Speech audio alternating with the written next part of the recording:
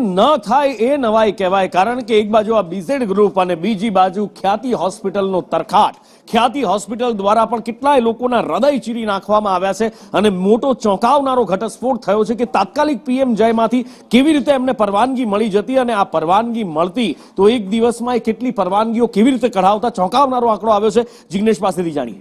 અનુપુર, આરોગ્ય વિભાગની સૌથી મોટી બેદરકારી એ છે કે લોકોની સુખાકારી માટે અથવા તો લોકોને સવલત મળી રહે તે માટે જે યોજના શરૂ કરવામાં આવી હતી તેમાં પણ ટાર્ગેટ આપવામાં આવ્યા હતા. ડોક્ટરોએ 8 કલાકની અંદર 100 થી 120 જેટલી એપ્રુવલ આપવાની હોતી અને જે માટે તેઓને જે રિપોર્ટ સબમિટ કરવામાં આવે છે હોસ્પિટલ દ્વારા, જે સાચા છે કે ખોટા તેની પણ કોઈ ચકાસણી કરતું ન હતું. ખ્યાતિ હોસ્પિટલે આનો જ લાભ લીધો અને પીએમજેવાય યોજના અંતર્ગત જેટલી પણ તેને ફાઇલો મોકલી હતી અથવા તો જેટલા પણ દર્દીઓની માહિતી મોકલી હતી તેને ઇમરજન્સી એટલે કે તાત્કાલિક એપ્રુવલ માટે તેઓ ઇન્સિસ્ટ કરતા હતા અને તેના જ આધારે તેમને મંજૂરી મળતી હતી. બીજી તરફ આ જે ખ્યાતિ હોસ્પિટલ દ્વારા જે ડોક્યુમેન્ટ સબમિટ કરવામાં આવતા હતા તે ડોક્યુમેન્ટની ખરેખર ચકાસણી કરવી તે પણ આરોગ્ય વિભાગના જ જે કાયદા છે તેના અંદર લખવામાં આવ્યું હતું કે પહેલા એપ્રુવલ આપી દો, પરંતુ જ્યારે લાગે કે આ ઓપરેશન થઈ ગયું છે, દર્દીની ટ્રીટમેન્ટ થઈ ગઈ છે, ત્યારે બાદ તે જે રિપોર્ટ આવે છે તેની ખરાઈ કરો, રિપોર્ટ સાચા છે કે ખોટા અથવા તો પીએમજેવાય યોજનાનો જે દુરુપયોગ છે તે નથી થઈ રહ્યો તેની ચકાસણી કરો. પરંતુ આરોગ્ય વિભાગે ન માત્ર ખ્યાતિ પરંતુ અમદાવાદની કોઈ પણ હોસ્પિટલમાં આ અંગે તપાસ ન કરી હોવાનું ક્રાઇમ બ્રાન્ચની તપાસમાં સામે આવ્યું છે. એટલા માટે જ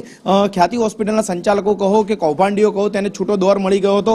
ખોટા રિપોર્ટ સબમિટ કરાવો અને પોતાનો જે છે તે કૌભાંડનો દોર ચાલુ રાખવો અને આવા ખ્યાતિ હોસ્પિટલે અંદાજિત 3500 થી વધુ ઓપરેશનો છે તે 2022 બાદ કર્યા છે.